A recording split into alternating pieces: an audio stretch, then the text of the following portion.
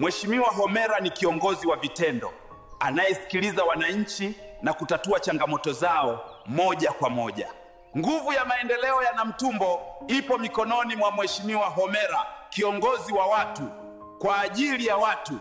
Homera ni chaguo la wananchi, kiongozi jasiri na mwenye maono ya kuibadilisha Namtumbo. Kwa uadilifu, uwazi na kujitoa kwake, Mheshimiwa Homera ameendelea kuwa sauti ya wananchi wa Namtumbo. Homera ni mfano wa kiongozi makini, mwenye kutimiza ahadi na kusimama na wananchi wake. Kwa mshikamano wa wananchi wa Namtumbo chini ya uongozi wa Mheshimiwa Homera, maendeleo hayazuiliki. Homera ni dira ya matumaini mapya na chachu ya kuijenga Namtumbo yenye nguvu na mshikamano.